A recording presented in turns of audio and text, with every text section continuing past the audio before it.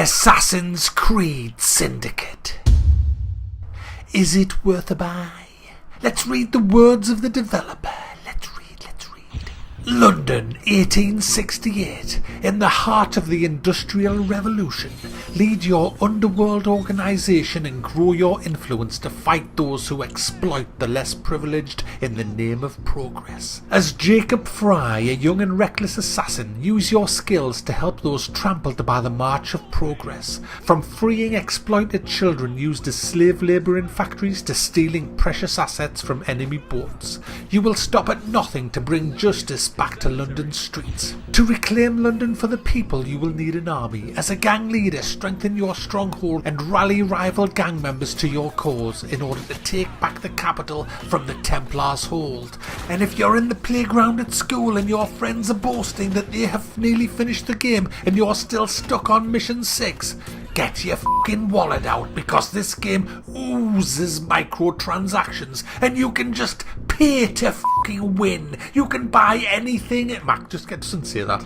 So Assassin's Creed, guys, I played this on the PS4. I'm not a massive Assassin's Creed fan for a start, but I went into this with a totally open mind, as I do with all my reviews, and I started to have fun with it. Yeah, it's not a bad game. I'm not going to sit here and say this game is a big pile of shit, because it just isn't a big pile of shit. It's got its fair share of bugs, and it's got a few gameplay issues, but all in all, the big kind of package, it's not a bad game. That's that out the way. Right, where's the bell? Right, so you play as twins, Evie and a guy, and that is where it differs from the other Assassin's Creed style games. Now, personally speaking, the only time you should actually have twins in a game is if they're both female and are into threesomes. You play as twins. Now, one's a guy, one's a girl. They have this banter going on between them, you know, taking the piss and all that. He's more of your brawling guy, she's more of your sneaky guy. They both share the same XP pool, so if you're just constantly playing as the girl and you're getting loads of XP, you can then switch to the guy and spend a shitload of his points on the different stuff that, you know, as they go in all games. The perk system. And the perk system makes the game easy. It strengthens your guy, weakens the enemy, gives you access to certain moves and combos. You've seen it. If you've played a console game in the last 7 or 8 years, you've seen everything in Assassin's Creed, essentially, other than the fact that this has a grappling hook and you play as twins. Everything else, the way open world's done, hey, open world, it's Far Cry 3. You have your towers, you climb your tower, open up all the map in that area, that zones, should I say, where you can see your side quests. You got your main quest there, your side quest there, a chest hiding round there, there's an enemy, you can press stealth mode and he can't see, and then you press another button and you can see. Oh, it's a console game. Oh, it's the same. I miss me bell. I haven't pressed the bell for 12 days. I'm just loving it. I want them to change this game to Magno Man, because when you press a button on your controller, you turn into Magno Man. You become a magnet and all the buildings become metal. And you just stick to the like glue. It's ridiculous. You can just run up anything. He doesn't even, when you look at the graphics, he's not even holding on. He's just kind of Spider-Man with the anti-grav belt. It's just, I didn't once feel like I was this kind of assassin, sneaking around and climbing up there. I want to see places that I can't climb up. But in this, no, you can climb anywhere, jump anywhere. You can just, in my opinion, it just does. It's kind. You know what it's like? I tell you how this felt to me, and this is the truth. It felt like a game for 5 or 6 year olds. It was kind of like, yeah, well, when you're a big boy and you learn skills, you will actually have to develop a bit of skill to leap from there to there and to climb there. But I know you're only like 5 year old and we can't expect you to have skill, so we'll do it all for you. You just press that button. They see that button there? You just press it, pull that trigger, press that button. You can climb anything. You climb it. You'll never fall off. Oh, fall off? What? You think that you're as a 5 year old you can edge along a ledge and accidentally press the button a little bit too far and fall off? No. You can't fall off, son. We have safety things built in because it's a game for 5-year-olds. You can't fall off the edges. There's no fear. You can sprint across that rooftop straight to the edge and it'll auto brake, auto stop, and the guy will do a little animation that goes, "Ugh, I nearly fell off there, but he just didn't. We will hold your hand. You want to jump from here to there? All right, you jump from here to there, but don't worry, because if you can't make the jump, we won't let you jump. That's fine. You don't have to worry. We'll only let you make the jump if you can make the jump." That's right. See that rope? See the rope that you've got to walk across? Don't worry. You don't have to balance. You don't have to walk across that rope like you had to in the olden day games and balance the fucking thing. No, just run. And you know what? The rope won't even bounce or give. It won't even move. It's just wrought steel. It just will not move, that rope that you run across. It takes no skill. This game actually takes zero skill. It's just a button mashing, easy mode, run around a fucking toy play world called London, and you can climb and run and jump. And that's not enough. You get this grappling hook so you can get across the big gaps, and it's just, and aiming that is just it's just like playing the fucking bingo, you know. 2 fat ladies, 88, doing. Oh, it's stuck on that wall there, is it? I was aiming for that one. Oh, I'm sorry. You know, we just put it where we fucking like. You just have to, that'll do. I want to be round about that area. Okay, there you go. It's that type of game. It's, you know, even the combat's clunky. You don't feel like you're really doing it. It's just spam the button, and then there's a block. Oh, there's a counter. Oh, he's got his fists up. Press the triangle, and that breaks it. Oh, his fist is down. Spam the square. Oh, he's attacking me. Press the circle. The circle of life. It just is so dumbed down. It's such a consoleized fucking game. It's and then you've got this microtransaction. It's a £44 game, right? And you can buy everything in this game. There's crafting, for example, but if you don't have enough crafting materials, buy some. XP, want some? Not a problem. Buy some. You can jump onto carriages, you know, and you can have enemies on their carriages. You can pay money, and theirs is not as good as yours. You can pay a bit more money, and yours is even better. Strengthen your carriages. Oh, you haven't upgraded that very far. Get your wallet out. We can buy that upgrade for you. Yeah, buy that as well. Oh, you want to be a bit higher level? Wallet, please. And it's absolutely dripping. It's dripping with microtransactions. Now, I don't mind microtransactions in free-to-play games, but I fucking draw the line when the game is £44 and full of microtransactions. And you know the DLCs are coming out in a few weeks' time, even though they've said, "We are not currently working on any DLCs. We have not."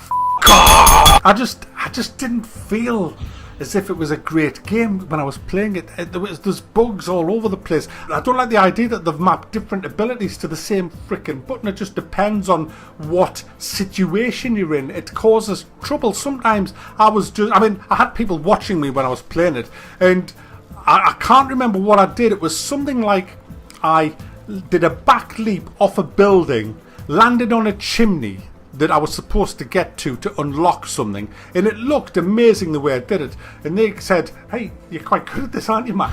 And I said, "I was actually trying to climb up the roof, and I didn't tell him at all to jump off. He just did it." It was just, you see, it does that all the time. All the time you'll think, "Oh wow, that looked cool," but I have actually no idea how I did that. It just did it for me. That happens all the time. Every 10 minutes for me, something like that would happen, and I would accidentally do something that made me look brilliant. And that's the way games are. I didn't feel as if I was actually doing the stuff. I'm playing in the combat, and I'm smacking the shit out of people, and the big brawl in the street, and I'm bam, bam, bam, block, block, bam, bam. Then I suddenly thought, hang on a minute. Aren't you supposed to be like an assassin? Or are you Rocky fucking Balboa? I mean, Assassin's Creed used to be about sneaking around and taking people out with one hit. What? I mean, yes, you can do that. I mean, I was doing aerial takedowns with Evie, and it was good fun. It was really good fun, and you know, I played that character more than anything because I liked the stealth aspect. I liked sneaking up behind people and taking them out. That is fun. That's what Assassin's Creed should be all about, not brawling in the middle of fucking London.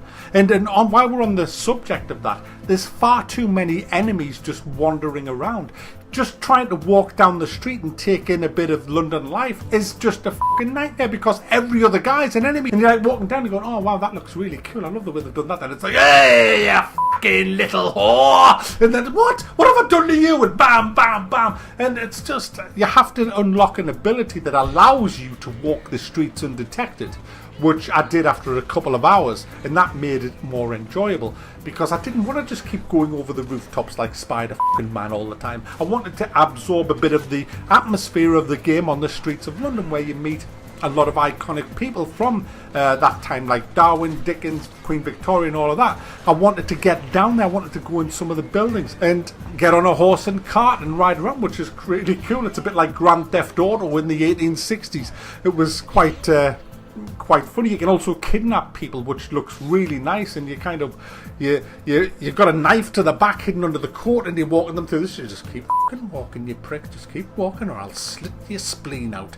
And it's really good fun. Then you bundle them into a horse and cart and off you go. So there is nice little touches there. Some of the missions are cool, the way you take out some of the people. I don't want to put any spoilers and I'm not going to post any video of it, but there's some really nice takedowns in some of the stories. The story isn't that bad, to be honest with you, but it just wasn't for me. If you're a massive Assassin's Creed fan, then you're probably going to like it. It's more of the same, I guess, but you've got to like this kind of gameplay to really enjoy this game, and unfortunately I don't actually like this type of gameplay because it's too hand-holding and too easy and just too similar to every other game. Like I said at the beginning of the review, this is Assassin's Creed. It could be anything.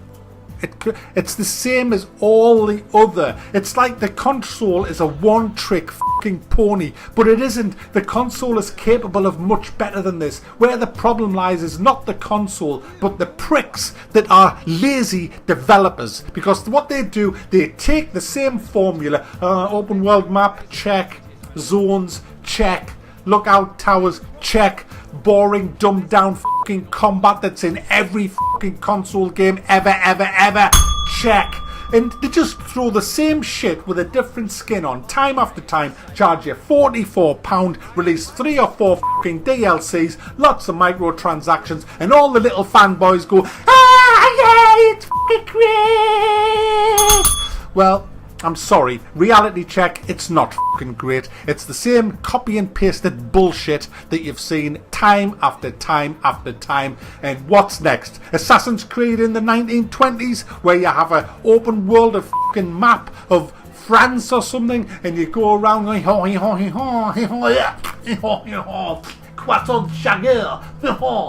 mean, why can't we think a bit out the box? This could have been so much better, but it's just they've used the same tried and tested thing that everybody must be.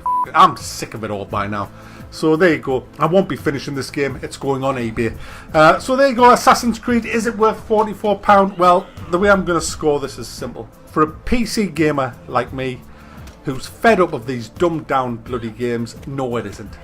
However, if you're a console gamer, you don't own a PC, this is kind of where your brain set is, and I don't mean that in a derogatory way, but it's kind of what you used to.